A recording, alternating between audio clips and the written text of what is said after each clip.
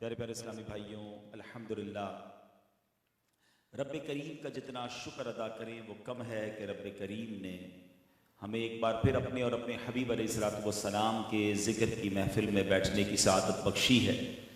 جس خوشی کے موقع پر شادی خانہ آبادی کے سلسلے میں یہ محفل سجائی گئی ہے، رب کریم شادی کو خانہ آبادی فرمائے، زوجین کے درمیان، خاندانوں کے درمیان محبت، پیار اور الفت نصیب فرمائے۔ درود پاک پڑھنے کے بے شمار فضائل و برکات ہیں۔ بڑی پیاری حدیث پاک سرکار دو عالم علیہ الصلوۃ والسلام فرماتے ہیں، قیامت کے روز اللہ پاک کے عرش کے سوا کوئی سایہ نہ ہوگا، 3 شخص اللہ پاک کے عرش کے سائے میں ہوں گے۔ اب یہ 3 خوبصورت کیٹیگریز کون سی ہیں؟ آقا فرماتے ہیں جو شخص میرے امتی کی پریشانی کو دور کرے، یعنی کسی مسلمان کی پریشانی دور کرنا یہ اللہ کو کتنا پسند ہے کہ اس کو اپنے عرش کا سایہ نصیب فرمائے گا۔ یہاں یہ دیکھیں کہ پریشانی دور کرنے والا اتنا پسند ہے تو پریشانی پیدا کرنے والا کتنا ناپسندیدہ ہوگا۔ یعنی مسلمانوں کو کچھ لوگ واقعی راحتیں پہنچاتے ہیں، آسانیاں کرتے ہیں، مگر ایسے بھی لوگ ہوتے ہیں جن کا کام ہی ٹینشن کریٹ کرنا ہوتا ہے۔ کچھ پرابلم سالور ہوتے ہیں، کچھ پرابلم کریٹر ہوتے ہیں۔ اپنے بارے میں ہم غور کریں کہ ہمارے وجود سے لوگوں کو آسانیاں ملتی ہیں یا لوگوں کو ٹینشن ملتی ہے۔ اب اس میں سب طرف دیکھنا ہوتا ہے۔ بعض اوقات دوست بڑے خوش ہوتے ہیں، رشتہ دار پریشان ہوتے ہیں، رشتہ دار بڑے خوش ہوتے ہیں، پڑوسی پریشان ہوتے ہیں، پڑوسی مطمئن ہوتے ہیں تو جناب جس سے کاروبار کرتے ہیں وہ پریشان ہوتے ہیں۔ ایسا نہیں، مزہ اس میں ہے کہ ہر طرف میری وجہ سے آسانی ہو، راحتیں ہو، پریشانیاں لوگوں کی دور ہوں۔ قیامت کے دن اللہ کے عرش کا سایہ چاہیے تو اس کیٹیگری میں اپنے آپ کو شامل کیجئے۔ دوسرے نمبر پر میرے آقا فرماتے ہیں میری سنت کو زندہ کرنے والا۔ مبارک ہو ان لوگوں کو جو نبی پاک کی سنت پر عمل کرتے ہیں، اسے زندہ کرتے ہیں۔ انشاءاللہ قیامت کے دن اللہ کے عرش کا سایہ نصیب ہوگا۔ تیسرے نمبر پر میرے آقا فرماتے ہیں مجھ پر کثرت سے درود شریف پڑھنے والا۔ درود شریف ایک ایسی نعمت ہے کہ جس کو کثرت سے پڑھتے رہیں دنیا میں تو برکتیں ملیں گی، انشاءاللہ قیامت کے دن بھی رب عز و جل کے عرش کا سایہ نصیب ہوگا۔ مل کر محبت کے ساتھ بآواز بلند درود پاک پڑھ لیں، صلو علی الحبیب صلی اللہ تعالی علی محمد صلی اللہ علیہ وسلم۔ سرکار دو عالم صلی اللہ علیہ وسلم ایک بار کسی راستے سے گزر رہے تھے۔ راستے میں ایک بڑی بلند خوبصورت سی عمارت دیکھی۔ نبی پاک نے پوچھا یہ کیا ہے؟ صحابہ کرام نے عرض کی یہ فلاں صحابی نے بنائی ہے۔ نبی پاک علیہ السلام نے جب یہ سنا تو آپ کو یہ بات ناگوار گزری، مگر آپ نے اس کا کوئی اظہار نہیں فرمایا۔ بعد میں جب وہ صحابی نبی پاک کی بارگاہ میں گئے جنہوں نے یہ بلڈنگ بنائی تھی، عمارت بنائی تھی، تو پیارے آقا کو انہوں نے جب سلام کیا تو نبی پاک علیہ السلام نے اپنا رخ انور پھیر لیا، یعنی ان سے چہرہ پھیر لیا۔ تو وہ صحابی بڑے پریشان ہو گئے، دوبارہ پیارے آقا کی طرف گئے تو نبی پاک نے پھر چہرہ پھیر لیا۔ تو اب جب چند بار ایسے ہی ہوا تو وہ صحابی رسول بڑے پریشان تھے کہ معاملہ کیا ہے، نبی پاک مجھ سے ناراض کیوں ہو گئے ہیں؟ تو بقیہ صحابہ نے بتایا کہ تمہارے گھر کے قریب سے جو تم نے بلند عمارت بنائی تھی اس کے قریب سے گزرے تھے، اور وہاں جب پتہ چلا کہ تم نے وہ عمارت بنائی ہے تو نبی پاک کو یہ ناگوار گزرا ہے۔ کوئی ورڈ نہیں فرمایا، کوئی اظہار نہیں فرمایا، ناجائز و حرام نہیں فرمایا، توڑنے کا حکم نہیں دیا، جسٹ مزاج رسول اللہ صلی اللہ علیہ وسلم کو یہ ناگوار گزرا تھا۔ صحابی رسول کے لیے اتنا بڑا مسئلہ تھا کہ یہ گئے اور جا کر اس پوری عمارت کو گرا دیا، ڈیمولش کیا، گراؤنڈ کر دیا۔ اللہ اکبر۔ اب کچھ دنوں بعد نبی پاک پھر وہاں سے گزرے تو فرمایا وہ عمارت کہاں گئی؟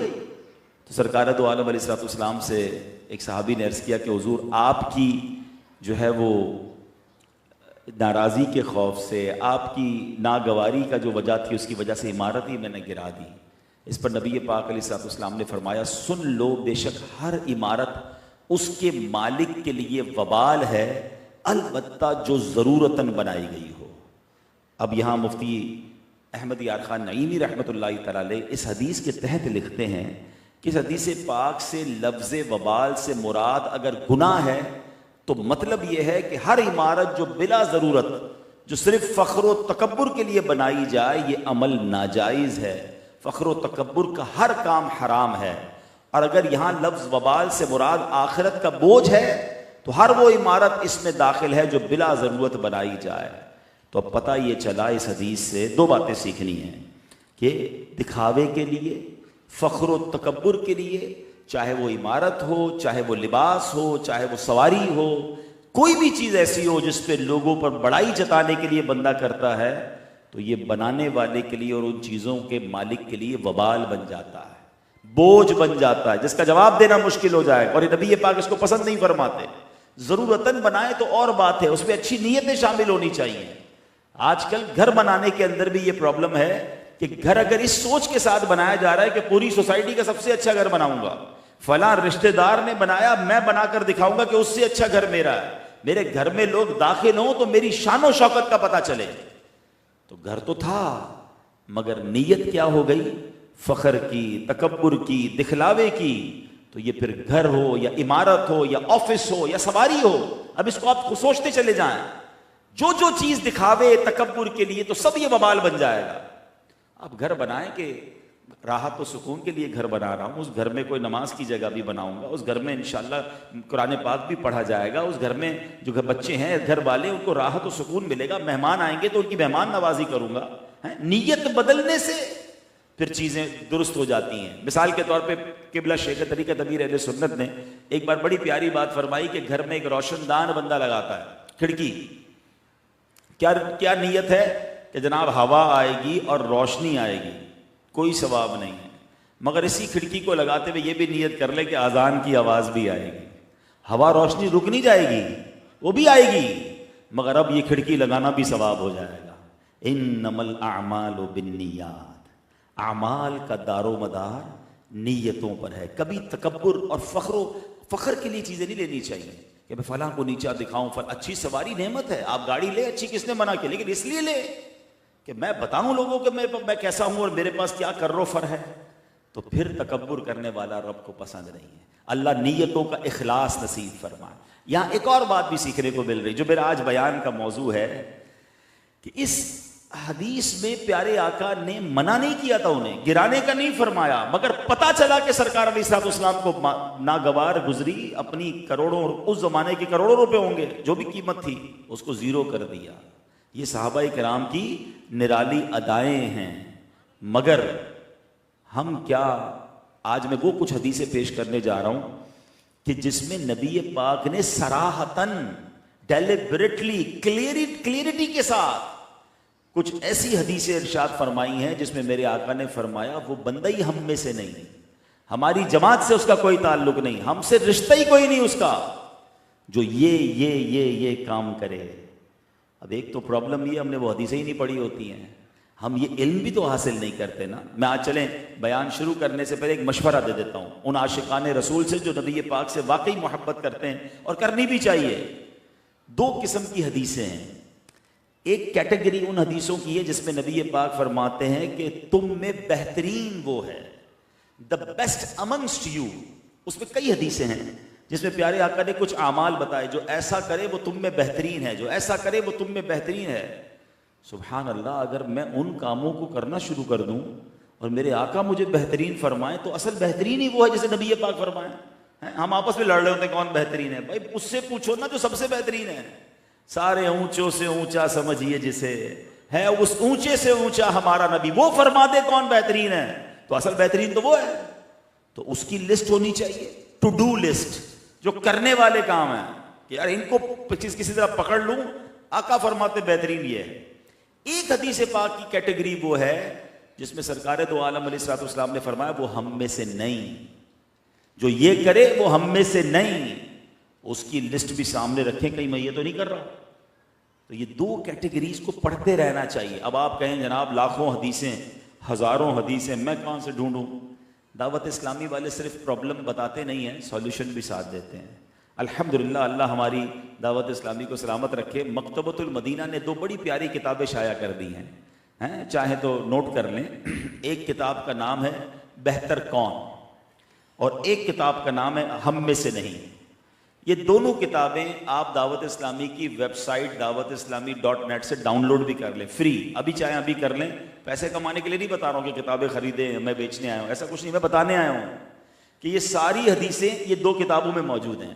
اچھا پھر پتہ کیا کریں, ایک دن بیٹھیں اس کی لسٹ بنا لیں, مختصر سی اس کی فہرست بن جائے گی کہ کون کون سے کام ہیں جو کرنے کے نہیں ہیں, کون سے ہیں جو کرنے کے ہیں. یقین کریں پیارے آقا راضی ہو جائیں گے تو رب بھی راضی ہو جائے گا. تو آج چونکہ اب میں ساری حدیثیں تو بیان نہیں کر سکتا, چلیں تم میں سے بہترین کون ہے اس میں سے ایک حدیث سنا دیتا ہوں. خیرکم من تعلم القرآن وعلمہ, تم میں بہترین وہ ہے جو قرآن سیکھے اور دوسروں کو سکھائے. اب میں چیک کروں میں اس میں ہوں کہ نہیں. قرآن پڑھ رہا ہوں, کسی کو سکھاتا ہوں, نہیں تو شروع کر دیں آج سے, کل سے شروع کر دیں. ماشاءاللہ ہمارے مدرسۃ المدینہ بالغان مسجد میں رات کو لگتے ہیں, فجر کے بعد لگتے ہیں, چلے جائیں. قاری صاحب ہمیں بھی پڑھا رہے ہوتے ہیں, آپ کو اچھا پڑھانا آتا ہے, آپ پڑھانا شروع کر دیں. بہترین بننا ہے نا, سرٹیفکیٹ لینا ہے نبی پاک سے. آقا راضی ہو گئے تو رب راضی ہو جائے گا. آن لائن پڑھنا شروع کر دیں, گھر میں پڑھانا شروع کر دیں. دعوت اسلامی کا مدرسوں کو چھوڑیں, اپنے گھر میں پڑھانا شروع کر دیں. مجھے نبی پاک کے بہترین لوگوں میں جو فرماتے اس میں شامل ہونا ہے. ٹھیک ہے, یہ میں نے ایک حدیث بتائی, ایسی بہت ساری ہیں. اب میں وہ حدیثیں 2-3 بیان کرنے آیا ہوں جس میں نبی پاک نے فرمایا وہ کون لوگ ہیں جو تم میں سے, ہم میں سے ہی نہیں, جو یہ کام کرے. اب یہ پہلی حدیث جو ہے یہ بھی قرآن پاک سے ریلیٹڈ ہے. اللہ کے حبیب فرماتے ہیں لیس منا من لم یتغن بالقرآن, یعنی جو خوش الہانی سے قرآن نہ پڑھے وہ ہم میں سے نہیں. اب علماء کہتے ہیں یتغنا سے مراد کیا ہے؟ خوش الہانی اور اچھے لہجے سے پڑھنا. اس کا مطلب یہ نہیں جس کی آواز اچھی نہیں ہے وہ قرآن ہی پڑھنا چھوڑ دے, وہ جتنا بہتر پڑھ سکتا ہے, یعنی یہاں مخارج بھی ٹھیک ہوں, اچھا پڑھنے کی کوشش بھی کر رہا ہو, بے دلی سے نہیں خوش دلی سے پڑھنے کی کوشش کرے. اب یہ تو سچی بات ہے کہ ڈرانے والی حدیث ہے کہ خوش الہانی سے قرآن نہ پڑھے وہ ہم میں سے نہیں. تو جو قرآن ہی سرے سے نہ پڑھے اس کا کیا حال ہوگا؟ یہاں تو قرآن پڑھنے والا ہے مگر خوش الہانی سے نہیں پڑھ رہا ہے, اس کے بارے میں فرمایا جا رہا ہے. جو قرآن ہی نہیں پڑھتا ہے, قرآن کو ہاتھ ہی نہیں لگاتا, پورا سال ہی گھر میں قرآن پاک نہیں کھل رہا, موبائل فون اتنا استعمال اور قرآن کو چھوتا ہی نہیں ہے, بتائیے وہ کیسا ہوگا؟ ایک اور حدیث پاک ہے, نبی پاک فرماتے وہ دل ویران ہے جس میں کچھ قرآن نہیں ہے. بتائے نا میرے اور آپ کے سینے میں کتنا قرآن ہے صبح سے شام تک. اب تو موبائل فون بھی بتا دیتا ہے کہ آج آپ نے پورے دن میں کتنے گھنٹے یوز کیا ہے, اسکرین ٹائم جس کو کہتے ہیں, اتنی بار یہ سافٹ ویئر آپ نے اوپن کیا ہے. کبھی سوچا کہ یار اتنے گھنٹے موبائل کو, چند منٹ قرآن کو نہیں؟ میں نے کئی بار اپنے بیان میں جملہ کہا ہے کہ جب میں اور آپ دنیا سے جائیں گے نا, سارے سافٹ ویئر آف لائن ہو جائیں گے, قرآن تھام لو, قرآن قبر میں بھی آن لائن ہوگا. حدیث پاک کا مضمون ہے نا کہ سورہ ملک پڑھنے والے کی سورہ ملک قبر میں شفاعت کرے گی, عذاب سے بچائے گی. قرآن قبر میں آ کے بچائے گا. مگر nobody have time to read Quran, even nobody have time to understand قرآن. قرآن پڑھنا ہے, درست پڑھنا ہے, اچھا پڑھنا ہے, خوش الہانی سے پڑھنا ہے, شوق سے پڑھنا ہے. یہ میری اور آپ کی ذمہ داری ہے. اب ہم غور کر لیں کہ ہم قرآن سے دور رہ کر کتنی اپنی زندگی کو ضائع کر رہے. ایک بار ایک صحابی رسول حضرت عبداللہ ابن مسعود کہیں سے جا رہے تھے, تو آپ نے ایک گانے والے کو دیکھا, گویا تھا, آواز بہت اچھی تھی اس کی, وہ گانے گا رہا تھا. تو آپ نے فرمایا کاش یہ آواز قرآن کریم کے لیے استعمال ہوتی, اتنی اچھی آواز ہے, کاش یہ اس سے تلاوت کرتا. یہ کہہ کر آپ تو تشریف لے گئے. اس گویے کو کسی نے بتا دیا کہ یار صحابی رسول گزرے تھے تمہارے بارے میں یہ کہہ کر گئے. اس کو اتنی شرم آئی, اس کو جملہ اتنا پیارا لگا, سچی توبہ کی, حضرت عبداللہ ابن مسعود کے ساتھ رہنے لگا. کچھ ہی عرصے میں قرآن کریم کا عالم اور قاری بن گیا. یہی آرزو ہو جو تعلیم قرآن عام ہو جائے, ہر ایک پرچم سے اونچا پرچم اسلام. اچھا بزرگوں کا طریقہ بھی بڑا اچھا ہے. ہمارے یہاں بعض اوقات نا لڑنا جھگڑنا بد دعائیں دینا یہ بہت زیادہ. انہوں نے کیا کیا؟ بد دعا نہیں دی, دعا دی. آواز اچھی ہے, کاش قرآن پڑھنے لگ جائے. ایک اور بزرگ کے بارے میں آتا ہے, وہ کئی کشتی میں جا رہے تھے, تو برابر سے ایک کشتی گزری جس میں لوگ ناچ گانے شراب الٹے سیدھے کام کر رہے تھے. تو لوگوں نے کہا حضرت دعا کریں یہ غرق ہو جائے, یہ کشتی والے غرق ہو جائیں. بزرگ نے فرمایا اللہ ان کو اس سے زیادہ خوشیاں عطا فرمائے. تو سارے لوگ حیران ہو گئے کہ یہ کیسی دعا کی ہے, یہ ناچ گانے کر رہے ہیں, شرابیں پی رہے ہیں, ہمیں تنگ کر رہے ہیں, اور آپ کہہ رہے ہیں اللہ اور خوشیاں نصیب فرمائے. تھوڑی دیر ہوئی تو جب یہ کشتی دونوں کنارے پہ لگی نا، وہ سارے لوگ آئے اور اس اللہ کے ولی کے ہاتھ پہ توبہ کی، اپنے گناہوں سے معافی مانگ لی. تو لوگوں نے کہا حضرت یہ کیا ہوا؟ کہ توبہ دعا قبول ہو گئی نا. کیسے قبول ہوئی؟ کہ اصلی خوشی کیا ہے؟ جنت کی خوشی ہے نا. میں نے دعا کی تھی اللہ اور اچھی خوشیاں دے، تو جنت کی خوشی تو جب ملے گی جب یہ توبہ کریں گے. تو یہ کیوں دعا کرنی برباد ہو جائیں؟ اللہ ان کو سے ہدایت دے دے. اللہ دیکھیں ہر چیز کے دو پہلو ہوتے ہیں. ہر معاملے میں نیگیٹیوٹی، لڑائی جھگڑا، فائٹ، اسلام اس بات کی بات نہیں ہمیں درس دیتا. ہم پیار سے بھی اپنی بات سمجھا سکتے ہیں، دعا کر کے سمجھا سکتے ہیں، دلیل سے سمجھا سکتے ہیں. لڑائی جھگڑا مناسب نہیں ہوا کرتا ہر معاملے میں. تو بہرحال تو یہاں کیا سیکھنے کو ملا کہ اچھی آواز ہے تو تلاوت قرآن کریں، خوش الہانی سے پڑھیں، اپنے بچوں کو سکھائیں. اچھا یہاں میں نے یہ دیکھا ہے کہ کئی ماں باپ اپنے بچوں کو حافظ بناتے ہیں، قرآن سکھاتے ہیں، اچھی بات ہے. میں بھی جاتا تقریباً روز ہی کہیں نہ کہیں جا رہے ہو تو کہتے ہیں ہمارے بچے نے اتنے پارے حفظ کر لیے، بچہ آپ کے مدرسے میں پڑھ رہا ہے. کبھی حفظ تکمیل کی محفل ہوتی ہے، مگر اس کے والد سے پوچھے بھائی آپ کو قرآن پڑھنا آتا ہے؟ نہیں آتا. یعنی لوگ اپنے بچے کو قرآن سکھا کر سمجھتے ہیں میری ذمہ داری پوری ہو گئی ہے، میرا بچہ آپ کے مدرسے میں پڑھ رہا ہے. آپ پڑھ رہے ہیں، قرآن سب نے پڑھنا ہے. بچہ پڑھ لے تو والد تھوڑی فارغ ہو جائے گا. آپ کا بچہ آپ کے بدلے کی نمازیں بھی نہیں پڑھ سکتا، نماز بھی آپ کو خود پڑھنی ہے. تو اگر بچہ نیک بن بھی رہا ہے تو والد کو بھی نیک بننا ہے، ماں کو بھی نیک بننا ہے، بھائی بہنوں کو بھی نیک بننا ہے. یہ یاد رکھیے گا. بہرحال ایک حدیث آپ نے سنی، ایک اور حدیث سنیے. آقا فرماتے فمن رغب عن سنتی فلیس منی، جس نے میری سنت سے بے رغبتی کی وہ مجھ سے نہیں.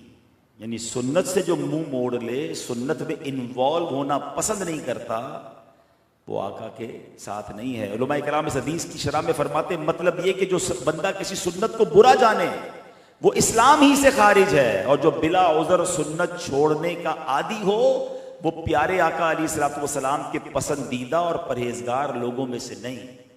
اب یہاں ایک عجب فینومنا شروع ہو گیا، جب باتیں ہونا شروع ہو گئی ہیں. لوگ کہتے ہیں سنت ہی ہے نا، چلو کوئی بات نہیں. یعنی سنت جیسے ہی دماغ میں لفظ آتا ہے لوگ کہتے ہیں یہ چھوڑ دینی چاہیے، یہ فرض نہیں ہے تو کوئی بات نہیں، سنت ہے چلو رہنے دو کوئی بات، سنت ہی ہے نا. اتنا گرانٹڈ لے لیا ہے سنت کو، اتنا نارملائز کر دیا ہے. حالانکہ سنت کیا ہے؟ سرکار دو عالم علیہ الصلوۃ والسلام فرماتے ہیں جس نے میری سنت سے محبت کی اس نے مجھ سے محبت کی، اور جس نے مجھ سے محبت کی وہ جنت میں میرے ساتھ ہوگا. کانا معی فی الجنہ. ارے سنت تو نبی پاک کے ساتھ جنت میں جانے کا راستہ تھا، اور ہم کہتے ہیں سنت ہی ہے کوئی بات نہیں یار، نہیں پڑھی تو کوئی بات نہیں، عمل نہیں کیا تو کوئی بات نہیں. ایک طرف فرمانے جو سنت سے منہ موڑے وہ مجھ سے نہیں، اور ایک طرف فرما رہے سنت پر عمل کرنے والا میرے ساتھ جنت میں ہوگا. تو پھر کتنی اہمیت ہوئی سنت کی. لیکن آج بہت برا حال ہے، سنتوں سے بہت دوری ہے. ہمارے گفتار میں، ہمارے کردار میں، ہمارے لباس میں، ہمارے انداز میں، ہمارے کاروبار میں، ہمارے فیملی میں. چیک تو کرو کتنی سنتیں. اور کچھ سنتیں تو ایسی ہیں جس پہ ٹائم بھی نہیں لگتا، کوئی ایکسٹرا کام نہیں کرنا پڑتا، لیکن بندہ کرتا چلا جائے. اگر ذہن بنا ہوا ہو، اب پانی پڑا ہوا ہے، سیدھے ہاتھ سے پیوں یا الٹے ہاتھ سے پیوں ایک ہی وقت لگے گا، کھڑے ہو کے پیوں یا بیٹھ کے پیوں ایک ہی ٹائم لگے گا، ایک سانس میں پیوں یا 3 سانس میں پیوں اتنا ہی ٹائم لگے گا.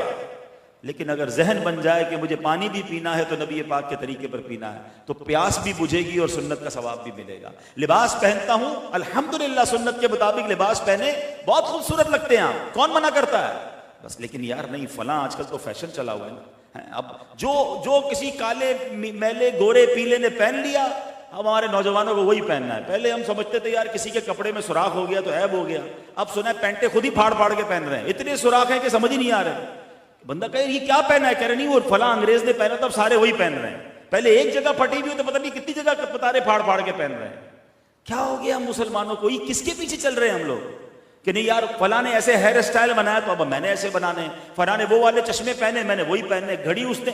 اب قوم ہماری کس طرف چل پڑی ہے؟ یاد رکھیے میں نے اور آپ نے نبی علیہ الصلوۃ والسلام کا کلمہ پڑھا ہے، اور یاد رکھیے جو جس سے دنیا میں محبت کرتا ہے قیامت کے دن اس کے ساتھ اٹھایا جائے گا. یہ جتنے لوگ آئیڈیلائز کر رہے ہیں، میری بہنیں بھی مجھے سن رہی ہیں پردے میں ہیں، فلاں نے ایسے کپڑے پہن لیے اب عورتوں کو بھی وہی کپڑے پہننے، فلاں نے وہ زیور پہنے اسی کو فالو کرنا ہے، فلاں بے پردگی کا اسٹائل آ گیا اسی کو اپنانا ہے. شادیوں کے اندر جو طوفان بدتمیزی برپا کیا ہوا ہے، خدا کے بندو سوچو تو صحیح ہم کدھر جا رہے ہیں. کتنی اچھی یہ شادی کی محفل ہے، یہ بھی تو ایک شادی ہو رہی ہے نا، اللہ رسول کا ذکر ہو رہا ہے، نبی پاک کی نعتیں ہو رہی ہیں. لیکن یہ بھی ایک میں آپ کو دل جل رہا ہے اس لیے بتا رہا ہوں کہ یہ بھی ایک آج کل فارمیلٹی بن گئی ہے. اللہ کرے اس فیملی نے ایسا نہ کیا ہو، ورنہ اب فارمیلٹی کیا بن گئی ہے کہ 5 فنکشن کرنے، ایک نعت خوانی بھی کر لو، باقی 4 میں جو کرنا ہے کرو. پھر تو آپ مذاق کر رہے ہیں. آپ خود سوچیں. میں تو بزرگوں کی بجائے نوجوانوں سے بات کرتا ہوں بیان میں کہ میرے نوجوان بھائیوں، میری بہنوں، آپ میں سے جس کی شادی ہونے والی ہے نا، آپ ایک اسٹینڈ لے لیں. میں آپ کو بھائیوں والا مشورہ دے رہا ہوں. ایک اسٹینڈ لے لو. اسٹینڈ کیا ہونا چاہیے کہ میری شادی میں بتا دیں ابھی سے گھر والوں کو، کوئی ایسا کام مت کرنا جس میں میرے رب اور میرے آقا ناراض ہو جائے. اس کی وجہ بتاؤں؟ سب ذرا مل کر جواب دو گے تو وجہ بھی سمجھ آ جائے گی. خوشیاں دینے والا کون ہے؟ بتائیے، زور سے بتائیے. دولت دینے والا کون ہے؟ اولاد دینے والا کون ہے؟ جب آگے کی ساری خوشیاں دینی رب نے ہیں اور میں نے شادی میں ہی اپنے رب کو ناراض کر لیا تو بقیہ لائف کی خوشیاں کس سے مانگوں گا؟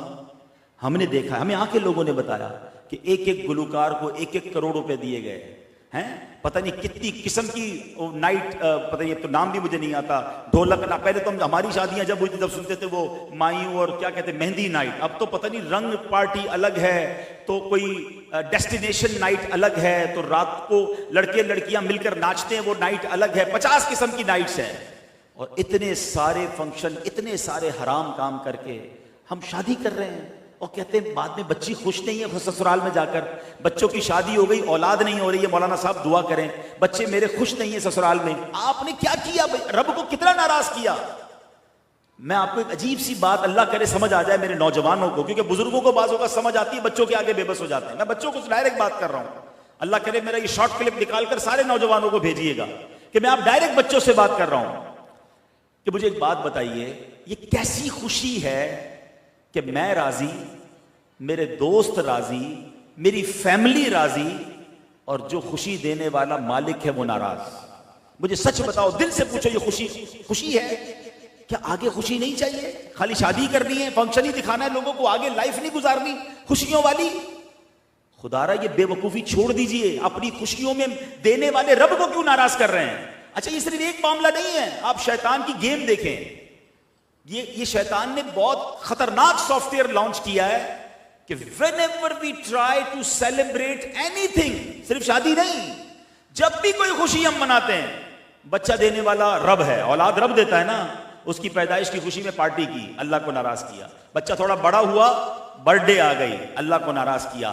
اللہ نے نیا گھر دیا، نئے گھر کی دعوت کی، پارٹی کی، اللہ کو ناراض کیا. اللہ نے نیا کاروبار دیا، اپنے کاروبار کا افتتاحی فنکشن رکھا، اوپننگ سیریمنی رکھی، اس میں بھی رب کو ناراض کیا. مجھے بتاؤ تو صحیح، کر کیا رہے ہیں ہم؟ اللہ دیے جا رہا ہے، ہم اسی کو ناراض کیے جا رہے ہیں. اور پھر جب وہ چھین لیتا ہے، جب نعمت عذاب بن جاتی ہے، جب زوال نعمت آ جاتا ہے، جب کاروبار ٹھپ ہو جاتا ہے، جب فیملی میں لڑائی ہو جاتی ہے، پھر جاتے ہیں مولانا صاحب کے پاس، دعا کریں، کوئی تعویذ دے دیں. تم نے کسر کون سی چھوڑی؟ مجھے بتائے نا. یہ عقل بندی ہے کہ رب دیے جا رہا ہے، ہر خوشی میں اللہ کو ناراض. میرے نوجوانوں آج ایک فارمولہ لے جاؤ، خدا کی قسم اللہ کی رحمت سے خوش رہو گے کہ میں آج کے بعد ایسی خوشی نہیں مناؤں گا جس میں میرا رب ناراض ہو جائے. میں ہمیشہ ایسی خوشی مناؤں گا کہ میں بھی راضی، میرے گھر والے بھی راضی، اور نعمت دینے والا میرا رب بھی راضی. آپ دیکھو پھر آپ کی خوشیاں کیسی بڑھتی ہیں. اللہ نے قرآن میں وعدہ کیا ہے، لَإِن شَكَرْتُمْ لَأَزِيدَنَّكُمْ، تم میرا شکر ادا کرو میں تمہیں اور عطا کروں گا. تو کرے نا. ہونا کیا چاہیے؟ اللہ عطائیں بڑھائے، ہم صدقے بڑھائیں، ہم سجدے بڑھائیں، ہم خیرات بڑھائیں، ہم شکر بڑھائیں. مگر ہو کیا رہا ہے؟ وہ عطائیں بڑھاتا ہے، ہم خطائیں بڑھاتے ہیں. وہ اور نوازتا ہے، ہم اسے اور ناراض کر رہے ہیں. ایسا نہ کرو، یہ تباہی کا راستہ ہے. حضرت حسن بصری فرماتے ہیں کہ رب جب ناراض ہوتا ہے، نعمتوں کا شکر ادا نہیں کیا جاتا، وہی نعمتیں عذاب بنا دی جاتی ہیں. اب آپ کہیں نعمت عذاب کیسے ہو جاتی ہے؟ ہاں ہم نے دیکھا، آپ نے بھی دیکھا ہے. پیسہ عذاب بن جاتا ہے. پیسہ تو نعمت تھی، مگر کچھ لوگوں کا مال ہی ان کے لیے عذاب بنا ہوا ہوتا ہے. ان کی جان کو خطرہ ہوتا ہے، ان کو کڈنیپنگ کا خوف ہو جاتا ہے، ان کا کوئی پیسے لے جاتا ہے، وہ خود بیمار ہو جاتے ہیں. عجیب عجیب ان کے ساتھ معاملات چل رہے ہوتے ہیں. بندہ کہتا ہے یہ پیسے والا نہ ہوتا تو کتنا سکھ میں تھا. وہ پیسہ ہی عذاب بن گیا اس کے لیے، باقی پیسہ نعمت تھا. اولاد عذاب بن جاتی ہے. اولاد تو بڑی نعمت ہے نا. مگر کیا ایسی اولاد کے بارے میں نہیں سنا کہ ماں باپ کو مار کے گھر سے نکال دیتی ہے؟ یہ اولاد عذاب کیسے بن گئی؟ پیسہ عذاب کیسے بن گیا؟ بیوی عذاب کیسے بن گئی؟ شادی کے بعد لوگوں کے جھگڑے ایسے ہوتے، بندہ کہتا ہے نہیں کرتا تو اچھا تھا. سب کے ساتھ نہیں ہوتا، چند کے ساتھ ہوتا ہے. کیوں؟ چیک کرو کہیں ناشکری تو نہیں کی, اللہ نے نعمتی عذاب تو نہیں بنا دی. تو کاش یہ بات آج سیکھ جائیں, آپ بھی سیکھ جائیں, میری بہنیں بھی سیکھیں. چند لوگوں کو صرف خوش کرنا ہوتا ہے. یہ کیوں ہوتے ہیں فنکشنز, یہ کیوں ہوتے ہیں حرام کام؟ یار دوست کہیں گے ذرا ہماری شادی بھی زبردست قسم کی ہوئی, ذرا فنکشن ہوئے, پکچر چلیں گی, ویڈیو چلیں گی, لوگ راضی ہوں گے. چند لوگوں کو راضی کرنے کے لیے زندگی بھر کا وبال لے رہے ہو یار. میں پرسوں کی بات بتاتا ہوں, میں اپنے گھر کی چھت پہ رات کو دیر سے واک کر رہا تھا, تو میں نے دیکھا ہمارے تھوڑا سا پیچھے رات کے 2:30 بجے تھے یا 3 بجے تھے. اب یقین کریں اتنی شدید آتش بازی ہوئی, سمجھ آ گئی رات 3 بجے کون آتش بازی کرتا ہے, کوئی بارات آئی ہوگی. میں سوچنے لگا یار ان کو اچھا لگ رہا ہے, اس بلڈنگ اطراف میں رہنے والے لوگوں کی نیند کا کیا عالم ہوا ہوگا. کوئی بزرگ گھبرا کے اٹھ گئے ہوں گے, کوئی بچہ ڈر کے اٹھ گیا ہوگا, کسی کو بڑی مشکل سے نیند کی ٹیبلٹ کھا کر نیند آئی ہوگی. یہ خوش ہو رہے اور لوگ ان کے لیے کتنی بددعائیں, کتنا دل دکھ رہا ہوگا لوگوں کا. یہ کون سی خوشی ہے یار, یہ عقل کدھر چلی گئی ہے کہ ہم لوگوں کی نیندیں برباد کر کے, حقوق العباد پامال کر کے ہم کہہ رہے ہیں میرے بچے کی شادی ہے. وہ بچے کو کیسے خوشیاں ملیں گی, ہم کیوں نہیں سمجھتے. تو بہرحال اللہ کرے, آپ کو شاید فیل ہو رہا ہوگا میں زیادہ جذباتی ہو رہا ہوں, میں اپنا سمجھ کے نوجوانوں سے بات کر رہا ہوں کہ خدا را اپنی آخرت برباد نہ کرو, اپنی خوشیاں برباد نہ کرو. اگر تو یہ تمہارا ایمان ہے کہ خوشیاں دینے والا رب ہے, اور یہی ایمان ہونا چاہیے, تو جب جب وہ خوشیاں دے اس کو راضی کرو, اس کو ناراض نہ کرو. اور آپ نے سنا فمن رغب عن سنتی فلیس منی, جس نے میری سنت سے منہ موڑا وہ ہم سے نہیں. تو یہ سنت نہیں ہے شادی کا یہ انداز, سنت نہیں ہے یہ اس طرح آتش بازی کرنا اور ناچ گانے کرنا, یہ تو حرام کام ہے. ہم پہلے معاذ اللہ بولنا نہیں چاہیے, مگر یہ بزرگ بیٹھے ہیں, جب ہماری شادیاں ہوئی, پرانی بات کر رہا ہوں 25-30 سال پہلے, تو جو غلط قسم کے لوگ ہوتے تھے نا, وہ ناچنے والیاں بلواتے تھے اور لوگ اس کو بہت برا سمجھتے تھے کہ یار فلاں کی شادی میں ناچنے والیاں آئی تھیں, اوہ اتنے برے لوگ ہیں. اور اب سنا ہے کہ باقاعدہ گھر والی لڑکیاں اور لڑکے مل کر ناچتے ہیں, پورا اسٹیج بنایا جاتا ہے, اور اس کی اچھا یہ بھی غلط حرام تھا, ہمیں تو نہیں پتا تھا نا, مگر پبلک کو کیسے پتا چلا کہ اس شادی کے اس ناچنے کی ویڈیو سوشل میڈیا پہ ڈالی جا رہی ہے کہ ذرا دیکھیں ہماری شادی میں کیسا ناچ گانا ہوا تھا. یعنی میری بہن, میرے گھر والے کس طرح ناچے, ذرا آپ بھی دیکھیں. اور اس کے اچھا پھر اس پہ یہ بھی پراؤڈ کیا جاتا ہے کہ اتنے ملین ویوز آ گئے ہمارے ناچ کے. استغفر اللہ ربی من کل ذنب واتوب. کدھر جا رہے ہیں ہم؟ یہ وہ ویڈیوز ہیں, اگر یہ باقی رہی اور آپ مر گئے تو مرنے کے بعد بھی مار پڑتی رہے گی, کیونکہ لوگ دیکھتے رہیں گے اور قبر میں گناہ جاریہ کا عذاب ملتا رہے گا. نہ باپ سوچ رہا ہے, نہ ماں سوچ رہی ہے.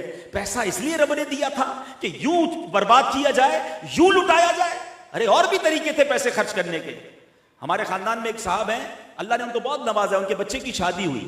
میں نے دیکھا بڑا سمپل سا ایک پروگرام رکھا, کھانا کھلایا, شادی ختم. میں نے کہا ماشاءاللہ آپ نے بڑا اچھا کیا. کہتے ہیں بھائی میں بھی کروڑوں روپے خرچ کر سکتا ہوں, مگر میں نے ایک فارمولہ شروع سے بنایا ہے, جب بھی میرے کسی بچے کی شادی ہوتی ہے میں 2 غریب جوڑوں کی بھی شادیاں کروا دیتا ہوں. اسی پیسوں کو بچا کر بڑے بڑے فنکشن نہیں کرتا, 2 شادیاں بچوں کی کرواتا ہوں, اور ان بچوں کو کہتا ہوں میرے اس بچے کے لیے دعا کرتے رہنا. وہ اس جوڑے کے لیے دعا کرتے رہتے ہیں, وہ بھی خوشحال رہتے ہیں, میری اولاد بھی خوشحال رہتی ہے. بیوٹیفل وے, کتنا اچھا طریقہ ہے, پیسے بھی خرچ کیے, دعاؤں کا دروازہ بھی کھل گیا. لیکن کاش یہ بات سمجھ آ جائے کہ تفاخر, تکبر, دکھاوا, آپ 50,000 روپے پر ہیڈ کا کھانا کھلا دو نا, جس نے بات کرنی ہے اس نے باہر جا کے پھر بھی بات ہی کرنی ہے. آپ مہمانوں کو خوش نہیں کر سکتے. آپ سمپل رہیں, اللہ نے دیا ہے کھلا. میں نہیں کہتا اچھا کھانا نہ کھلائیں, اچھی نیتوں کے ساتھ کھلائیں. اللہ کو ناراض کرنے والا کام یہ ناچ گانے, ڈول تماشے, آتش بازی, بے حیائی, بے پردگی سب حرام ہے. تاش, اب تو سنا ہے جوا نائٹ الگ ہو رہی ہے. مطلب میں تو کبھی کبھی حیران ہو جاتا ہوں کہ اچھا ہر گزرنے والے دن کے ساتھ کوئی نیا چیز ایڈ کرتے جا رہے ہیں, کوئی بولنے والا نہیں ہے کہ ہم مسلمان ہیں. یہ کس طرف جا رہے ہیں ہم لوگ؟ اللہ پاک ہم سب کو عقل سلیم عطا فرمائے. آخری ایک حدیث بیان کر دیتا ہوں, باتیں تو بہت ساری ہیں. سرکار دو عالم علیہ الصلوۃ والسلام فرماتے ہیں جو اپنے پڑوسی کا حق ضائع کرے وہ ہم میں سے نہیں. اب اتنا امپورٹنٹ ہے پڑوسی کہ پڑوسی راضی ہے تو رب راضی ہے, پڑوسی ناراض تو رب ناراض. آج کسی کو پتہ ہی نہیں ہے پڑوس میں رہتا کون ہے, اور رہتا ہے تو بلے نہ رہے بھائی, اس کا بیڑا غرق ہوتا ہو تو ہو جائے, ہماری گاڑی اس کی گیٹ کے آگے کھڑی ہو جائے, میں کوئی ٹینشن نہیں. ہمارا کچرا اس کے گھر کے اندر جا رہا ہے, کوئی پرابلم نہیں. ہمارا شور اسے سونے نہیں دے رہا, کوئی ٹینشن نہیں. ہم بعض اوقات بیچارہ آ کے کہتا بھی ہے بھائی اوپر آپ رہتے ہیں نیچے میں رہتا ہوں, آپ کے شور کی وجہ سے بچے نہیں سوتے, بھائی اپنا انتظام خود کرو, ہمارا اپنا گھر ہے, ہم جو چاہے کریں. نہیں, پڑوسی کے حقوق. ایک بار نبی پاک علیہ الصلوۃ والسلام پڑوسیوں کے حقوق بیان کر رہے تھے. صحابہ نے کہا ہمیں لگا اتنے حقوق بیان کر رہے ہیں وراثت میں بھی حصہ بیان کر دیں گے, اتنے حقوق ہیں. ایک بار پیارے آقا علیہ الصلوۃ والسلام کی بارگاہ میں امام بخاری نے یہ حدیث نقل کی ہے کہ ایک عورت کے بارے میں بتایا کہ حضور ساری رات عبادت کرتی ہے, روزے رکھتی ہے, نیک ہے, صدقہ خیرات بھی کرتی ہے, مگر اس کی زبان سے پڑوسی محفوظ نہیں ہے, پڑوسی تکلیف میں ہے. آقا علیہ الصلوۃ والسلام نے فرمایا لا خیر فیہا, اس میں کوئی بہل بھلائی نہیں ہے, ہی من اہل النار, وہ جہنمیوں میں سے ہے. میری بہنیں بھی غور سے سنیں, اے نماز پڑھنے والوں, روزہ رکھنے والوں, حج کرنے والوں, صدقہ دینے والوں, سنو, یہ عورت بھی سب کرتی تھی. پڑوسی مطمئن نہیں تھے, پڑوسی اس کی زبان سے تکلیف میں, آقا فرمایا جہنمیوں میں سے. ایک عورت کا ذکر کیا, حضور زیادہ صدقہ خیرات نہیں کرتی, نفلی عبادت بھی نہیں کرتی, بس فرض پڑھتی ہے, مگر حضور اس کی اور جو پڑوسی ہے نا, وہ پڑوسی اس سے خوش ہیں, کسی کو تکلیف نہیں پہنچاتی ہے. ارشاد فرمایا من اہل الجنہ, وہ جنتیوں میں سے ہے. حقوق العباد کو سمجھے نہیں ہم نے کہا نمازیں ہی پڑھنی ہے, روزے ہی رکھنے ہیں. میں خدا نہ خواستہ نہیں کہہ رہا نمازیں, روزے, حج نہ, وہ ضروری ہیں, مگر حقوق العباد بھی ضروری ہے, وہ زیادہ سینسٹیو ہے. تو اپنے پڑوسیوں کا خیال رکھیں, مسلمانوں کے ساتھ تعلقات اچھے کریں, اپنے رشتہ داروں کے ساتھ تعلقات اچھے کریں, کیونکہ آقا علیہ الصلوۃ والسلام نے جو یہ فرمایا نا کہ وہ ہم میں سے نہیں, ہمیں ان تمام چیزوں سے اپنے آپ کو نکالنا ہے. حضرت عقبہ بن عامر رضی اللہ تعالیٰ عنہ فرماتے ہیں کہ نبی پاک علیہ الصلوۃ والسلام نے فرمایا قیامت کے دن پہلے جھگڑے والے دو پڑوسی ہوں گے. اب ذرا سمجھیے گا, یعنی قیامت میں سب سے پہلے پڑوسیوں کے جھگڑے چکائے جائیں گے. یعنی حقوق العباد کی جو کیٹیگری میں پہلے نمبر پر حساب ہوگا نا, یعنی عبادتوں میں سب سے پہلے کس کا حساب ہوگا؟ نماز کا حساب ہوگا. اور معاملات میں سب سے پہلے خون ناحق کا حساب ہوگا, معاذ اللہ اگر کسی نے کسی کو قتل کیا ہوگا. اور حقوق العباد میں, ادائے حقوق میں سب سے پہلے پڑوسیوں کا جواب دینا پڑے گا, پڑوسیوں کا حق ادا کرنا پڑے گا. پڑوسی اگر کھڑا ہو گیا اللہ کی بارگاہ میں تو اس کو جواب دینا پڑے گا. ہو سکتا ہے اس کو نیکیاں دینی پڑے یا اس کے گناہ سر پر آ جائیں. تو اللہ کرے کہ یہ بات سمجھ آ جائے. بیان کے شروع میں نے آپ کو ایک ہنٹ دے دی تھی کہ پلیز یہ لسٹ ڈاؤن کیجئے کہ آقا کن باتوں میں فرماتے ہیں کہ تم میں بہترین کون ہے, اس طرف جانا شروع کر دیجئے, وہ کام کرنا شروع کیجئے. اور جس میں فرمایا کہ وہ ہم میں سے نہیں, وہ کام چھوڑنا شروع کر دیجئے. بلکہ میں صاحب خانہ کو ایک مشورہ دیتا ہوں, جن کی محفل ہے, آپ نے ماشاءاللہ لاکھوں روپے خرچ کیے ہیں, ایک خرچہ اور کر لیں, بہت بڑی نیکی ہے کہ یہ دونوں کتابیں لیجئے اور اپنے سارے مہمانوں کو گھر پہ بھجوا دیجئے. یا آپ بہت بڑی نیکی کمائیں گے. وہ ہم میں سے نہیں اور بہتر کون, یہ اگر گھر والوں میں سب نے بیٹھ کر اس کو پڑھنا شروع کر دیا, عمل کرنا شروع کر دیا, ان کاموں کو چھوڑنا شروع کیا جو آقا فرماتے ہم میں سے, ہم جائیں گے کدھر یار؟ وہ سوچے تو صحیح, اگر آقا نے کہہ دیا ہم میں سے نہیں تو قیامت کے دن شفاعت میں کس سے لوں گا؟ نبی پاک کے سوا ہمارا ہے کون؟ تو ہمیں وہ کام چھوڑنے ہوں گے.